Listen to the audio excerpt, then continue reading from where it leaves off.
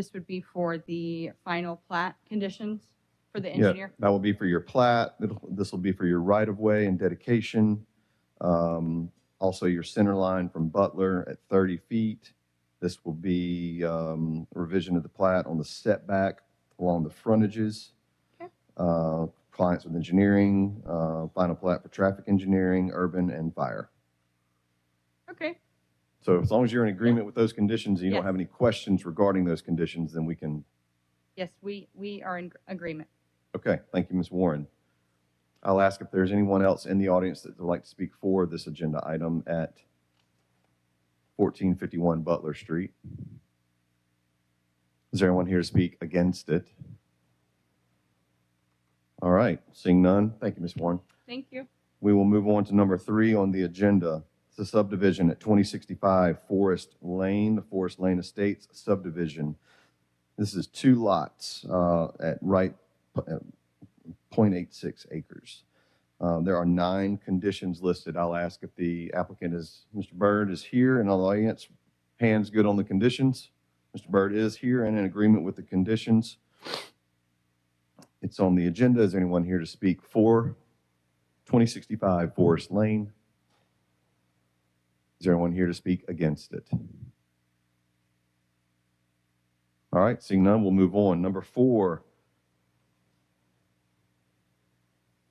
3820 Cottage Hill Road, the Cottage Hill Meadows subdivision. 2 lots at almost 3/4 of an acre.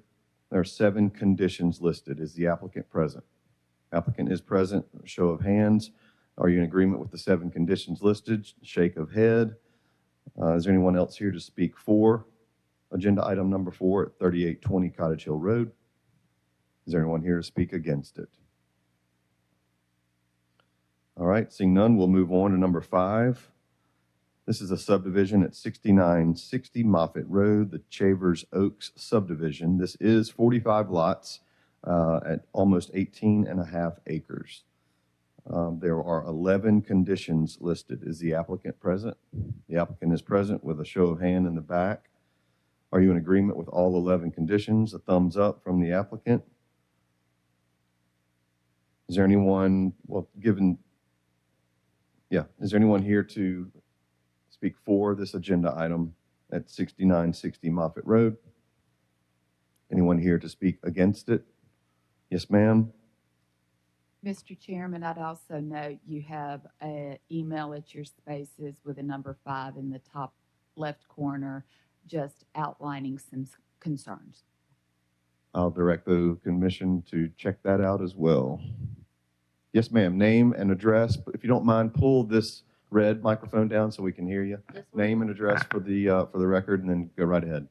My name is Lanisha Crow. I live at 3321 Western Woods Drive. I own property that is adjacent to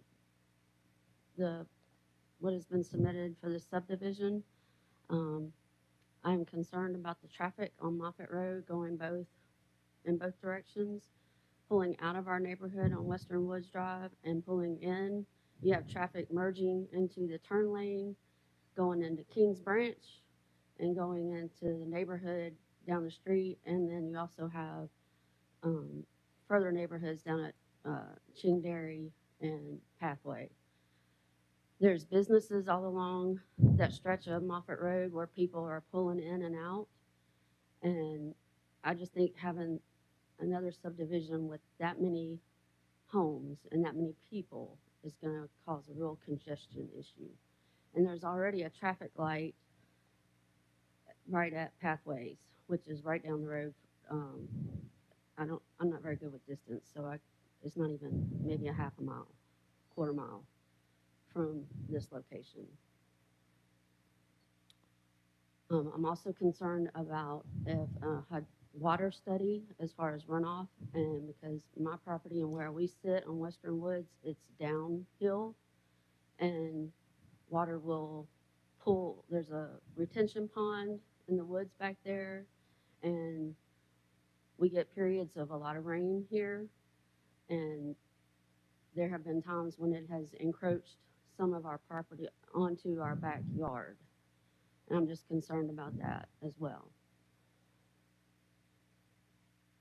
All right, well, thank you, Ms. Crowe. I will point out that if we need to, we can address the traffic engineering comments from the application. I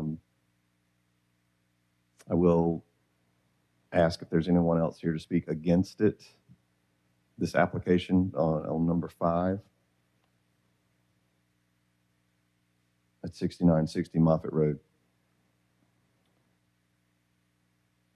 I'll ask the applicant if he would like to address the 2 comments from the neighbor, Ms. Crowe, specific to traffic, and then also to drainage.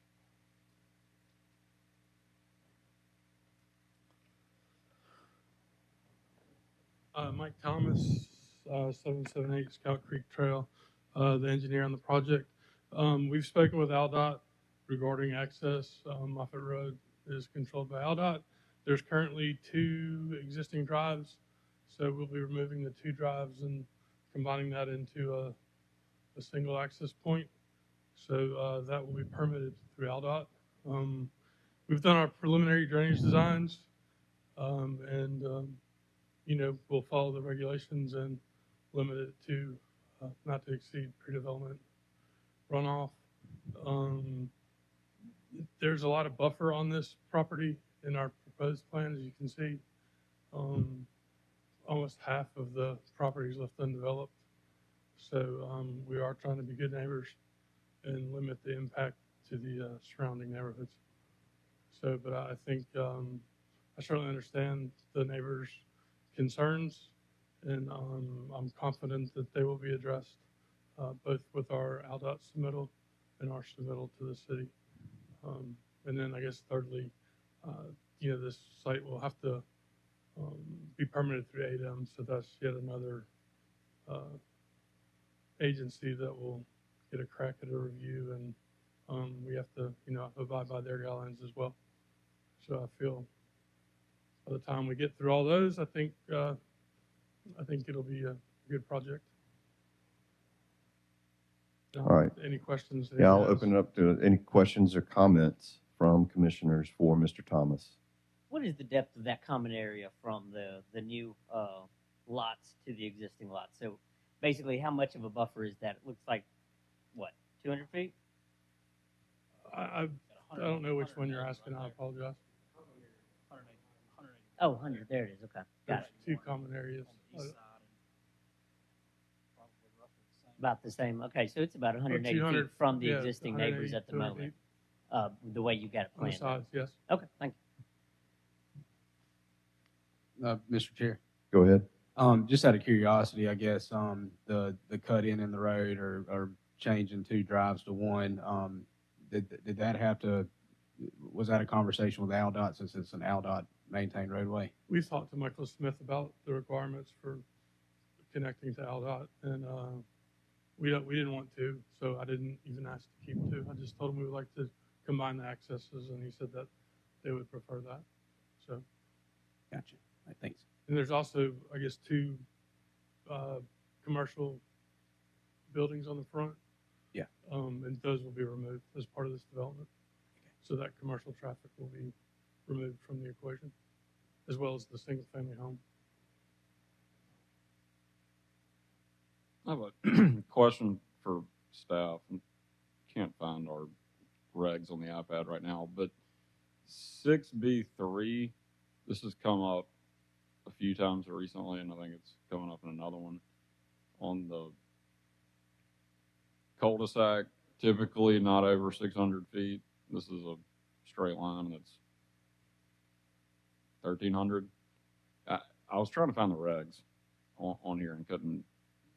Can somebody explain that to me? I do like how they'll organize these for us. There's files now, but I can't find the regs.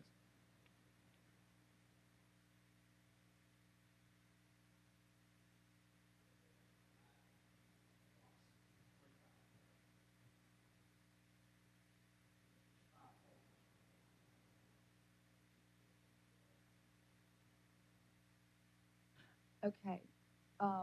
if you want, I can either read or Kenny can walk his iPad over to you, whatever your preference. If you could read it, that'd be great. Sure. 6B3, closed-in streets. Ordinarily, closed-in streets shall not be longer than 600 feet and shall be provided at the closed end with a turnaround.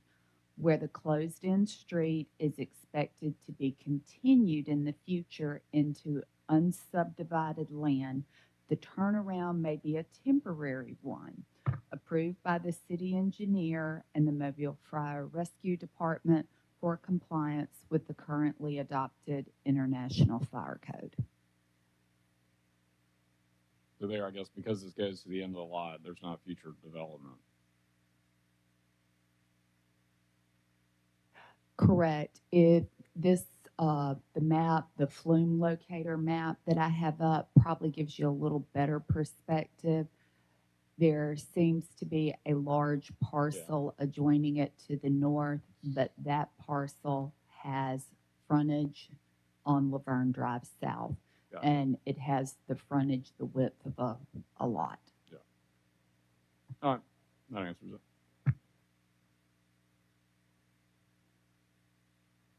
Any further comments or questions from commissioners? All right, thank you, Mr. Thomas. Thank you. For Ms. Crow, just to point out that for clarification, they have, the developer has to conform to not only the traffic engineering comments moving forward, but also during development and after development on their runoff. So they have to conform with all of the regulations basically that we set forth as a planning commission. You can. From there, but speak loud.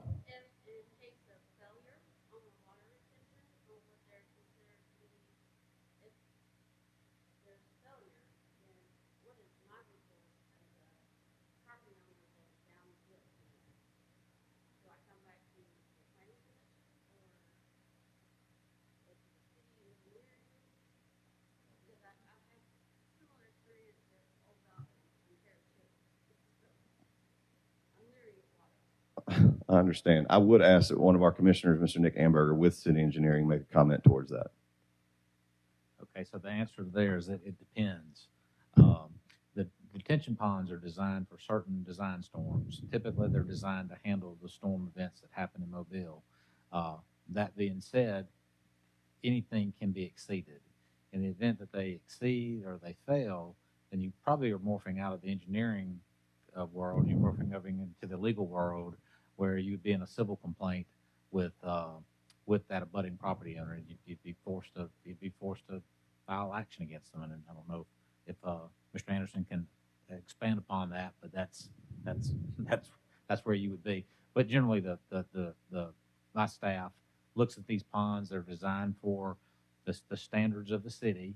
The modern subdivisions typically do not have those problems, but again, sometimes the rain events can be bigger than what the design standards are required. But hope that answered your question. Any further questions, Ms. Crow? All right, well, we thank you for coming down and asking. Is there anyone else here to speak on this agenda item? All right, we'll move on from number 5 to number 6. It is a rezone at 59 Hillcrest Road. This is a single-family residential suburban district, currently R1, and it's a request for a rezone to neighborhood business suburban district B2. We'll remind commissioners there are considerations, 7 findings of fact and 2 conditions should the rezone request be approved. Is the applicant present? Are you understanding of what the potential findings of fact could be and also those 2 conditions? The applicant is present with a nod of the head and an agreement. Is there anyone in the audience that is here to speak for this rezone at 59 Hillcrest Road? Is there anyone here to speak against it? All right, seeing none, we'll move on to number 7 on the agenda. Final agenda item is a dual application subdivision at 5501 Bear Fork Road, the Fox Glove subdivision. This is also an application for a sidewalk waiver along Bear Fork Road. This is 109 lots at over 113 acres. For the subdivision, applicant should be aware there are 16 listed conditions, and then we'll move on to the sidewalk waiver. So first on the conditions for the subdivision, is the applicant present? Yes. And pull that microphone down, please, ma'am, if you don't mind. Chloe Kelly on behalf of 68 Ventures. Yes, ma'am, go ahead. We are respectfully requesting to withdraw this application. Understood. The applicant is requesting withdrawal for the application. She is speaking on behalf of 68 Ventures. Is there anyone else who it is a withdrawal, but it is on the agenda item? No, it's Not yet. withdrawn. No comment needed, no action needed. Okay, thank you, Mr. Anderson. Thank you. Thank you.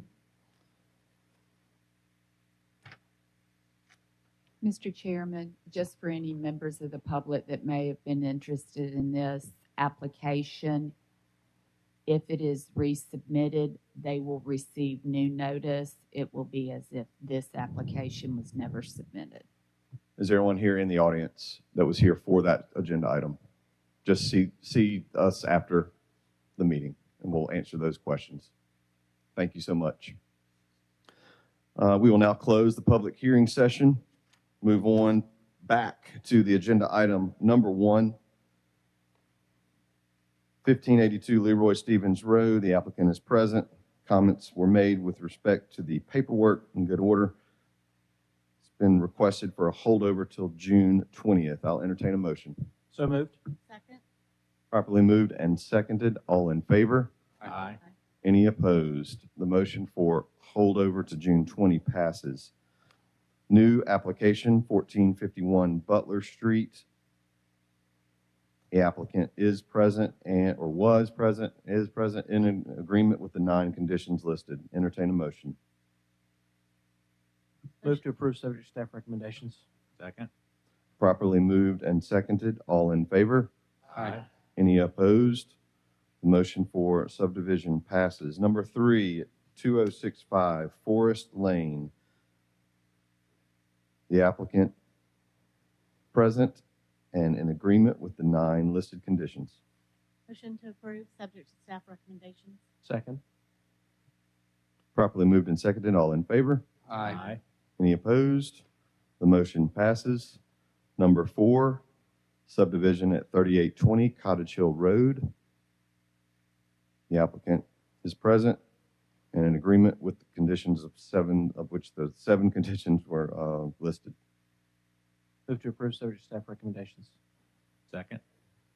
Properly moved and seconded. All in favor? Aye. Any opposed? Motion for subdivision passes. Number 5, 6960 Moffett Road, the Chambers Oaks subdivision. The applicant is present and in agreement with the 11 listed conditions. We do have comments that were submitted electronically and also comments that were addressed from the public. Entertain a motion. Motion to approve subject to staff recommendations. Properly moved and seconded. All in favor? Aye. Any Aye. opposed? Any opposed? Motion passes. Number 6 is a rezone from R1 to B2 at 59 Hillcrest Road. The applicant is present and understanding of the potential findings of fact and conditions. Entertain a motion. Move to approve subject to staff recommendations adopting findings of facts A, C, D, E, F, and G. Second. Properly moved and seconded. Entertain a motion. Nope, that was just what I did. Properly moved and seconded. All in favor? Aye. Any opposed? Motion passes. Goodness gracious. Number 7, withdrawn.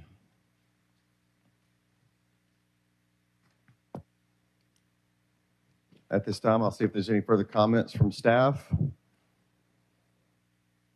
None? All right, we will adjourn. Everyone have a rest.